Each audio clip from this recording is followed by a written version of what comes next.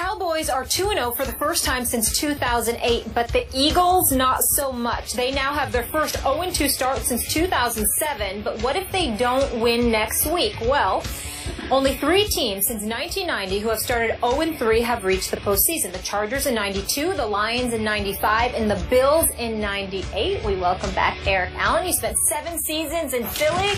Eric, help us out here.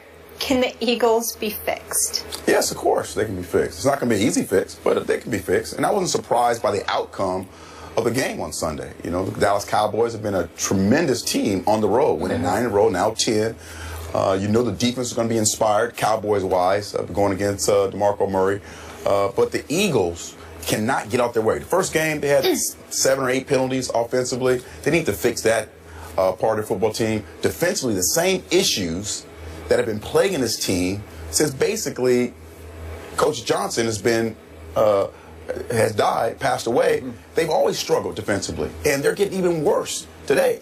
You're talking about Maxwell not being able to cover. They've completed anything they wanted in the first game on the right side. He came back this week, and when Wheaton making a great throw in the red zone, a little post route to Terrence. So the same issues defensively that are plaguing this football team, they need to fix that. They don't pressure the quarterback as much as they did last year. But offensively, that's really where the issues are. You get Murray, and you expect Murray to be the downhill runner that we saw last year in Dallas. They're running from a shotgun. That's not what he likes to do. That's not his style. Usually in a shotgun, they have McCoy, a guy who's able to make guys miss, who's slippery. That's not Murray's type of running philosophy.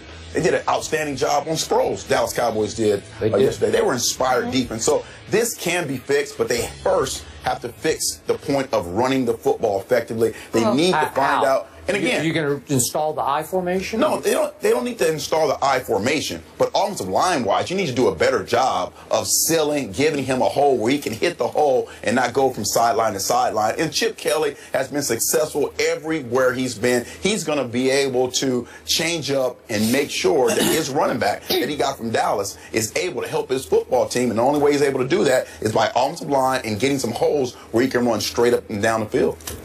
Eric Allen, I need you and folks outside of Skip Bayless. I'm talking about people that played in the NFL to find success for me. I understand where you and I are coming from. But with all due respect, I am getting sick and tired of people telling me that Chip Kelly was successful. Chip Kelly won football games. Chip Kelly never won a national championship. Right. Chip Kelly missed the playoffs last year. Chip Kelly is a good football coach. But I do believe that we have the right to sit there and say, or distinguish rather, the difference between being a winner and being good. There is a difference. Do I think Chip Kelly is a good coach? Yes, the record mandates. Even though they didn't make the playoffs last year, even though they lost 3 of their last 4 regular season games, and they now have lost 5 of their last 6 regular season games when you consider the fact that they're 0-2 right now. There's no arguing that in 2 seasons in Philadelphia, Chip Kelly is 10-6 both seasons. He ain't 6-10. So we're going to sit there and give him credit where credit is deserved and say he's a good coach. But there's a difference between being good and being a winner. And I have yet to see Chip Kelly validate that he is a winner. So now we look at the fact that he is no longer in college and he's on the NFL level, and now he's controlling stuff because he's the de facto GM essentially, and he's calling the shots in terms of getting guys out there. Well, or getting guys on your squad. You brought Byron Maxwell into the mix. Paid him over $60 million. I remember you, Eric. I know you could play. And I know you know when somebody is a bit overrated at that cornerback spot. For sure. Can I get an amen on Byron Maxwell? Oh, you can. Say it. Say it with me. Say amen. Amen. There we go. Because he is struggling just like the rest of the corners. All right. Has struggled in that defensive I understand concept. that, but I'm not going to get on Walter Thurman III and other cats. They weren't paid $60 million. And he was. The Saints actually playing pretty good. That's right. Now you got to skip the problem with your inside linebacker spot. Kiko Alonso, fresh off of 2 ACL injuries, you decided to bring him in Philadelphia. He had that left knee bothering him in training camp. You put him out there anyway, he injured again. Mikael Kendricks, he's now out. He got a problem. He's your inside linebacker. Okay, let's switch to the offensive side. That's just defense. That's just defense. Who's been struggling for a couple years. Who's been struggling for a couple of years now. Yeah. Couple of years now. Not 2 months, 2 years. Yeah. So we're going to get that out the way. Now we go to the offensive side of the ball. Evan Mathis is gone because you want to rescind an offer that you made to him to pump up the back end of his contract. You sit there and say, we want to rely on this offensive line. Backups and Gardner and Barbary and these boys, you relying on them. You can't block. Okay, you got a north-south runner. You asking to run east and west. I'm looking at the Eagles' offense, and you know what I see? What do you see? Softies. Softies. That's right. I said it. I ain't talking about DeMarco Murray. I'm talking about a relatively soft offense. I'm not talking about Sproles. Right. I'm not talking about DeMarco Murray. I'm talking about cumulatively. I'm talking about a unit. This is what I'm talking about. I'm not calling them soft. Jordan Matthews can ball. Yes. He's an elite number 2. Yeah. Just a little bit shy of being number 1. He need another year or so. All right? Don't talk to me about Riley Cooper. Damn it, he needs to be on the offensive line because all he does is block. Right. Remember? That's the first time we learned that the criteria for the wide receiver was blocking instead of catching passes. Remember, we didn't know that until Chip Kelly came along, okay? So I'm just looking at these guys, Aguilar and these boys, they got to prove something. They do. First 2 weeks, the Eagles, last point, Eagles were scoreless in 5 of the first 8 quarters of this season with that high-powered offense. You know why? Atlanta punched them in the mouth in the first half. The Cowboys punched them in the mouth in the first 3 quarters. You're talking high powered. They're not high powered anymore. That's where we need to. I agree with that. They lost their explosiveness. Okay, 2 years ago, Deshaun Jackson, the guy who can break the top off, he was too small, too whatever for you in the locker room. I get that, Eric. They need to find a way to get back to running the football. I want to bring Skip in here. All I'm saying is this. For the first 2 quarters against Atlanta and the first 3 quarters against Dallas, they weren't just held scoreless. They got punched in the face. Yeah. That's all I'm saying. That's what I mean. So somebody punches you in the face and you don't respond, that's usually the definition of soft. Now, I could be wrong, Skip, but all I know is whatever hood you want to pick, white, Hispanic, black, whatever, what's known as soft is when somebody punches you in your face or in your mouth and you have no response. That is what the Eagles have been for 5 quarters. Check those that penalties. Is a fact. Check those penalties. Yeah, too many daggone penalties. Yeah. All I'm saying to you is Philadelphia Eagles. When you're trying to punch somebody in the mouth and someone's holding you back, okay, that's penalties. I'm holding them back. All right. You can say that. Go ahead, Skip. All right. Go ahead. Let's hold that thought, Skip. We don't want to cut you off, and we need to take a break, so we will revisit your side when we return here on First Take. Keep it here. Skip knows softies. I'm with Eric on this one. Now, I can't fix how good Sam Bradford is because I never liked him from the start before that first draft. Watched him at University of Oklahoma every snap, never loved him. Bad idea to take him number 1. I'm not sure the running game is fixable, but it can still be decent. And I think Philly can still be pretty good. Even though I'll be the first to admit I raved about them through the preseason because they were sensational for all 4 games. Yeah. And I slightly overrated what that meant to this. But I must say, you brought up the second half at Atlanta. I saw the preseason Eagles in the second half at Atlanta. Right. I saw them just rock and roll up and down the field, and they came from 20-3 down at halftime. And if Parkey had made that, what was it, like a 44-yard field goal, they win the game. I'm pretty sure we're talking about the 1-1 Eagles. And in a way, because you got Philly roots, you tend to overreact a little bit like Philly fans overreact, especially after Dallas does that to you. Yeah.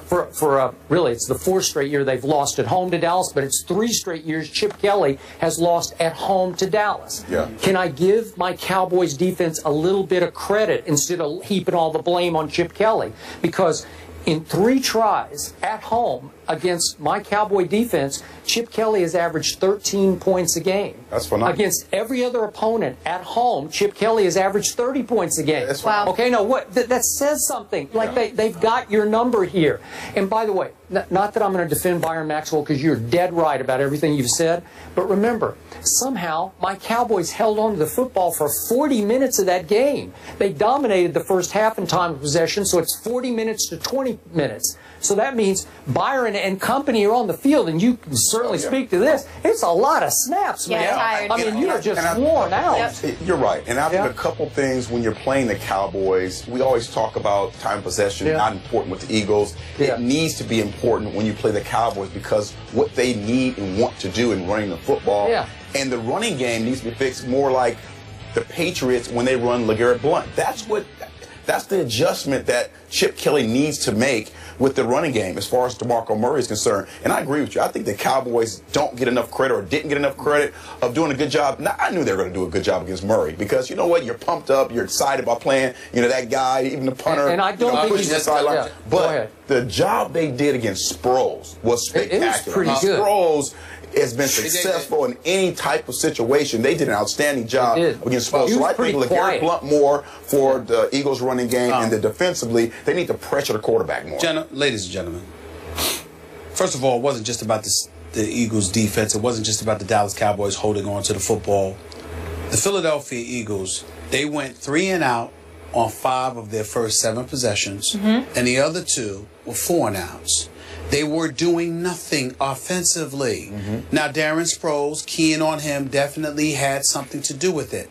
But if you have no running game, because Ryan Matthew only gets 1 attempt, and DeMarco Murray's, you got him running east and west instead of north and south, then all of a sudden that allows you to key on other dudes. What makes Des Bryant special? There are plenty of plays where you know exactly what the Dallas Cowboys are going to do.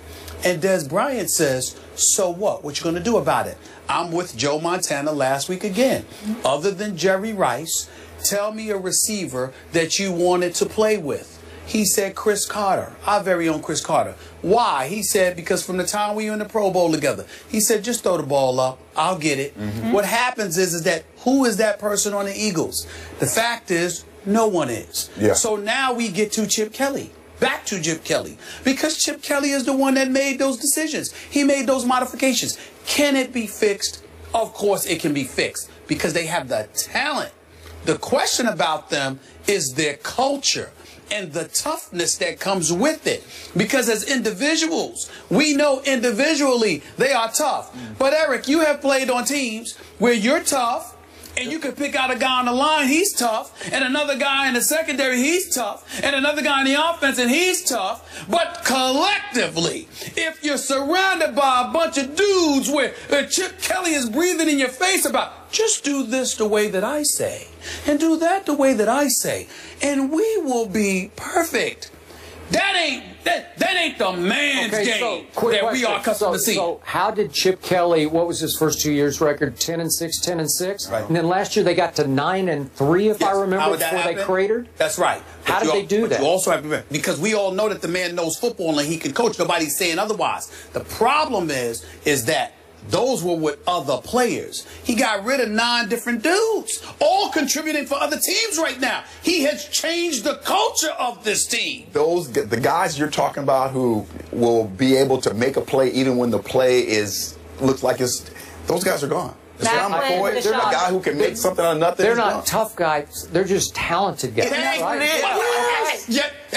sorry. Y'all finally hearing me now? Well, but you've been talking about soft. I'm talking about talent, man. I'm saying they're talented guys. They ain't tough. Talented, not tough. Let's leave it there. You ain't tough. What are you? I'm talented. You ain't tough. What are you? You're not in the league. You're soft. Gotta be a rough rider. It's football. It's gotta be a rough rider. This ain't tennis. We got to put flags on the quarterback, though. Eric, thank you so much for being with us. Right, this was fun. We appreciate you. Enjoy the games tonight. Yes, the game. Sure. Week 2 was a role reversal of sorts for the 1 and 2 picks. I'm confused, gentlemen. Need you to help me out. So what did week 2 tell us about Mariota and Winston? They'll break that down coming up.